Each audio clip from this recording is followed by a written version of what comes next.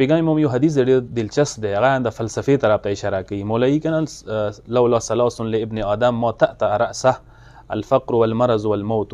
کچېرې درې مصیبتونه انسان زندګۍ کې نه وي، یو انسان با خدای ته سر نه و ټیټ کړی، یو تنگ دسته، یو بیماری، یو مرګ. مطلب دا درې شیونه داسې دي چې انسان غرور متعي، انسان انا متعي. اوس ته خپله سوچ صرف همدغې خبرې باندې وکړه مختصر غوندې کې که انسان مثلا دنیا کې تنگ دست نه کېدلی، هر انسان امیر وی، نو امیر انسان به چا ته سر ټیټ کړی و؟ خدای ته خیس، خدای ته نه ټیټېدو هغه که نه.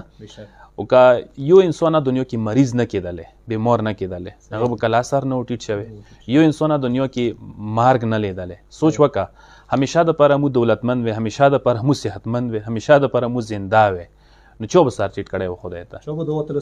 هیچا به دعا ترسونه، هیچا به عجز و انکسارۍ سره روبرو نه و شوي که نه.